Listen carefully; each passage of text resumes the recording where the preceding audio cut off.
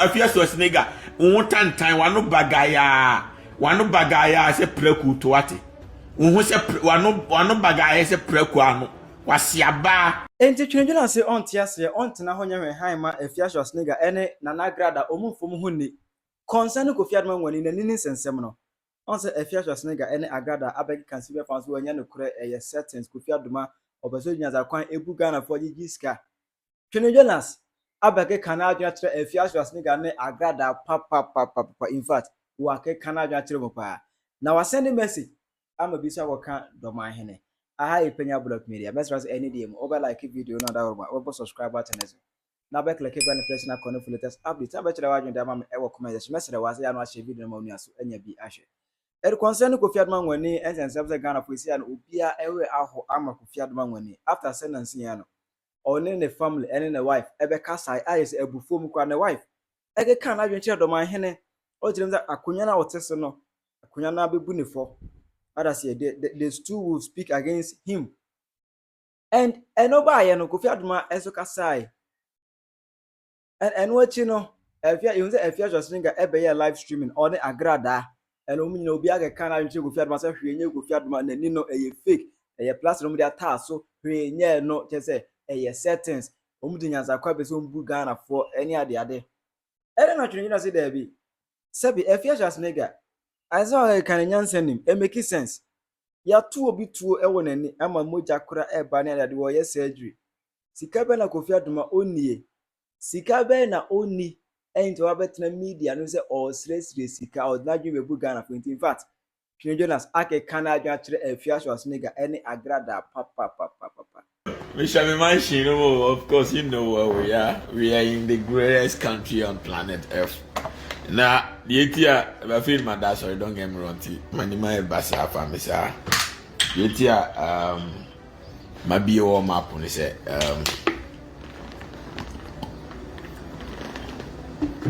Kofi Adoma semono.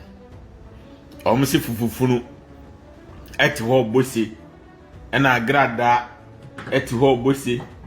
Omunyina tete ho no mani age se Kofi Adoma nani afra nani bewu obewu nti o amu wehye Kofi Adoma se Kofi Adoma ngu nti fufufunu afia so asinega fufufunu Kofi Adoma okowia ade ne aboro no na nani ayesa ena wo wehye se onwu a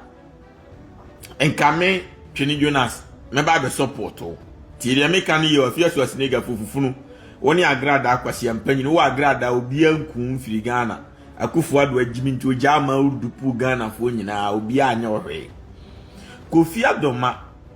se me kuro mu hene e celebrate ne afashe enti men so the free cry na memra me support me kuro mu hene ti ria me cho no enti ono ba no odi adwen pa na ebeta ne kuro mu hene achi o ti ria me cho ne yo ena accident enkwanhia asi enti nkwanhia no accident no obia o wiase bibia betimi ato at any given time enti sa accident sia yema mesre obia accident yes ato no utie ya meka ne yewo ye mesre nipa se bia okodi obi yire ne ye boro na nani ho apapa ya fine that wakodi ne bone no anya ho akatua but we adwuma na oye ti se wo afia so asinega fufufu na otigana wabo ahyewa mazisi a emu ababa ya obi a mefa nko biwa unya customers a uko ware ya ukunu mpaso obi befa akodi wo abra kwakochewa obi ampe biwa unya obi ama ne mefa nkodi wa odi aduru America twi taxi no oti taxi no obefa obi na odi tuosi uso se fa usika wanya nyina mana na fa car ne man na se wo yese wo fight na se kan no de wo wani no wani fra ana otutuo na tuo ne bo na wani fra ye nom nyina ye mpe wasem ye mesre wo ye be wo hye se nyame nsa wo yade enti se otamfo ebe wukura eni kwan se emane ye wo de ti de me cho no Kofi Adoma say me kra me Twene Jonas okoji Akufo-Addo musika se obehwe me ema obetwa America kire Ghana for say America tansin Ghana na nipa de da bontin wa America ntima mu mfi Twene Jonas mu obia in 2021 the whole Ghana me na me popular nti obegina America se wo hwe Twene Jonas a na koma Akufo-Addo a den ya the whole Ghana obia bete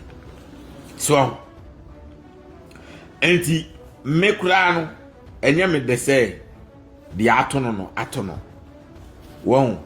I wish say enka Kofi-Addo ma no the ama me na me fire nyina say na I wish say enka onkwaji Akufo-Addo sika na o me support Akufo-Addo but enka obeba be den abeta machi no support me say Twene Jonas e kan okre ye nipa ti se broni enti yenso yenya isika wia yenya isika ye pie nyina gu eto V8 yenya nkofo a yesese omoye omo ministers a mfaso ni so yenim se omo qualify ni asesa ministers 800 Akufo-Addo ministers nkwa 400 obi akura deputy na yemfa sika na me de hospital papa ti se de Twene Jonas e kan se be ya daachi bi abibia betimi ato obi a ye eto wa ye de wako ukurom ni asawe ya de won se wa meyesa nodi Akufo-Addo machi ena omo hwe Twene Jonas no mbejimi wa America and so still asemi baye me condemn Doma Hene because we're selfish oba ababa beye ade e wo krum na asema to na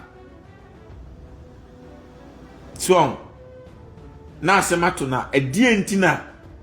weyi wani ama no enka opon bibia se wi bofo no mdi akire no mo hwese Kofi-Addo ma ho beto no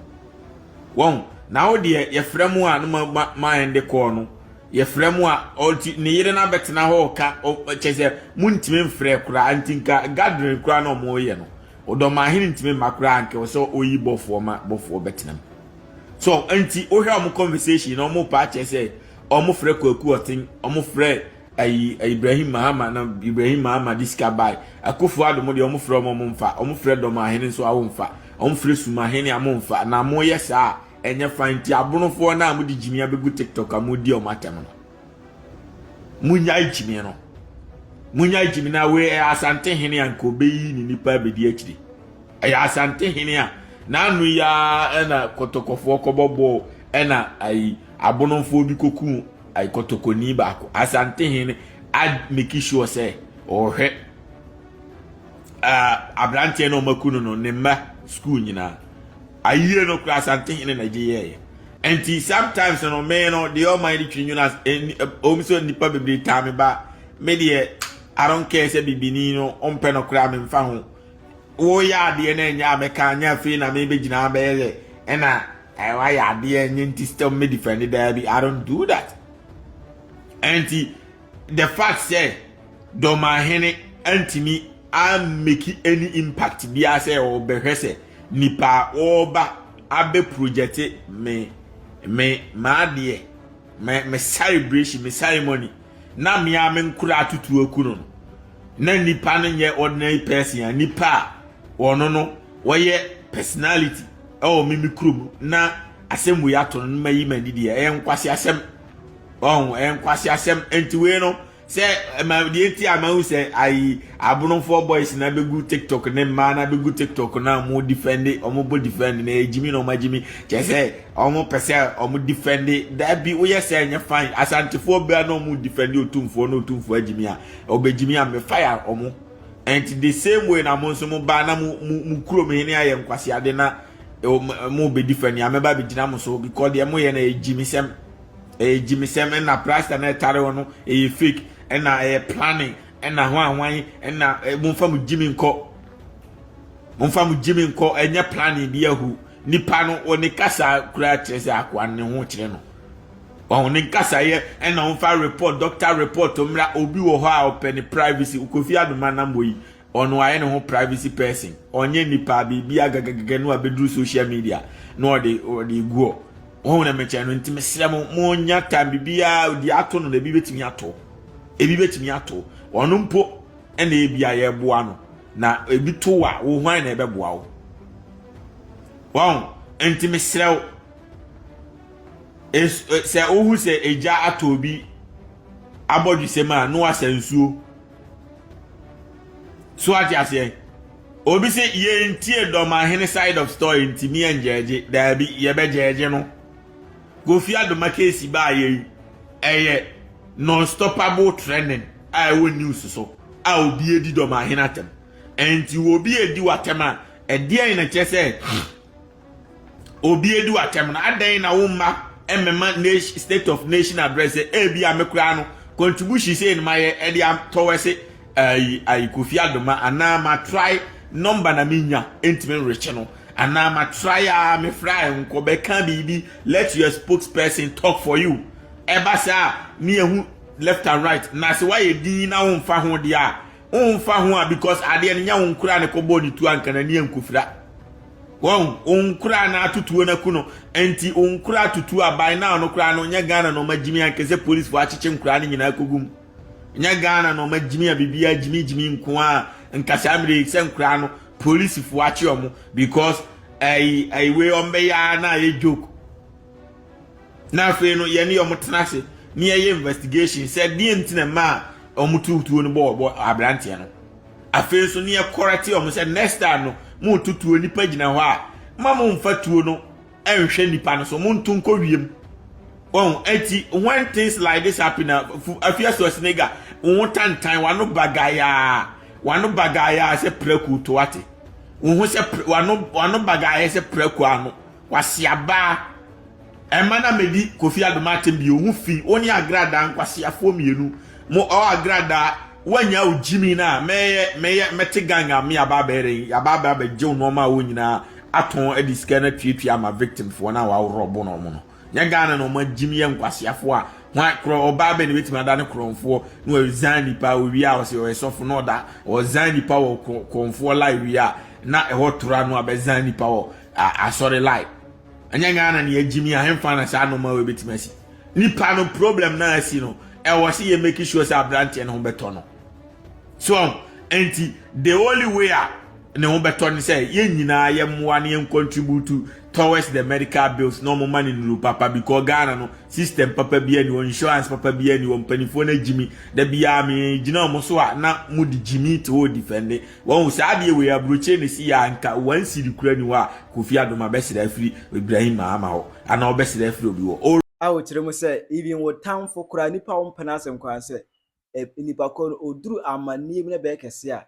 also nya homobro Edmund Bakro eni say even at the point of death of course eternal nipa onimabo kakra yes it was say I fear you say if I don't kan ni de corner sabre bi oni agrada mon konsamre bi dem be de mudin ka be kan ni tie na it make sense it monko esamre bi obetima kire wadwen amame e wo comment section aha ipenya blog media